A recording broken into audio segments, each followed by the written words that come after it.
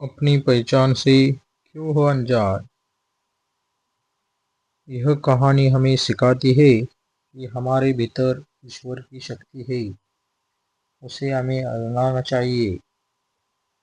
कल सुहानी की गणित की परीक्षा है और उसे डर है कि वह परीक्षा में आए सवाल हल नहीं कर पाएगी। वैसे तो सुहानी गणित में बहुत होशियार थी, पर बीमार होने के कारण उसकी पिछली कुछ परीक्षाएं अच्छी नहीं हुई।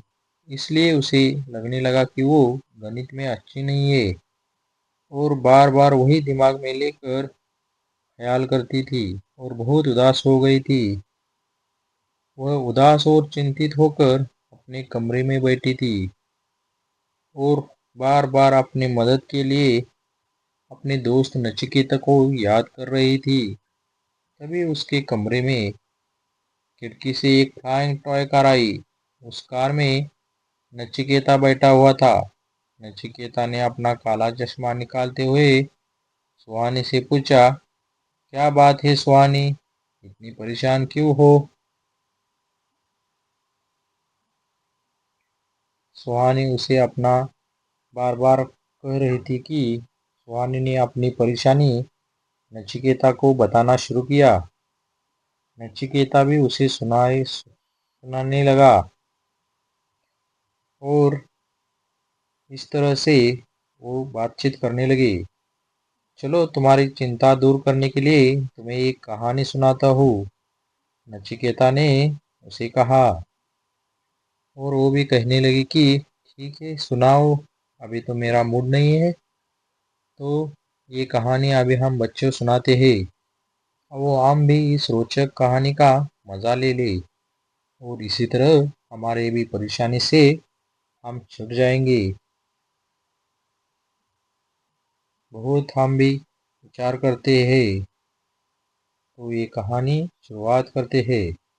एक दिन एक छोटी शेरनी की माँ उसे मान में छोड़कर उसके लिए खाना लाने गई। खाना ढूंढने में उसे ज़रा देर हो गई।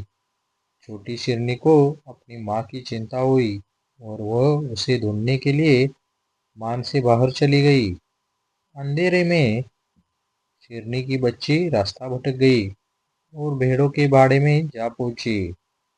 वहां बहुत सारी भेड़ें रहती थी। शेरनी आप भेड़ों के साथ ही रहने लगी। वह भेड़ों की तरह ही बर्ताव करने लगी। वो ना तो शेरनी की तरह दहाड़ती, ना तेज दौड़ती और ना ही ऊंची छलांग लगाती। भेड़ों के बीच रहकर वह खुद को एक भेड़ी समझने लगी थी।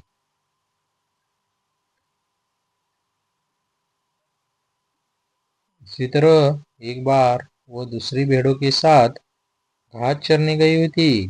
तभी वहां शेरनी की माँ आ गई। सभी भेड़ें डर डर कर इधर उधर भागने लगी, पर शेरनी नहीं डरी, खड़ी रही वहां पे ही।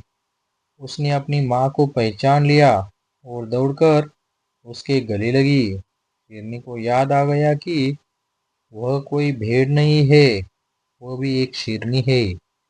शेरनी और उसकी माँ एक साथ दहाड़े। शेरनी को अपनी असली ताकत का एहसास हुआ और इसी तरह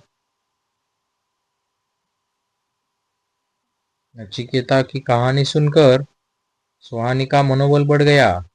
उसने एक नई ऊर्जा का अनुभव किया और खुद को परीक्षा के लिए तैयार करने के लिए फिर से प्रेरित किया।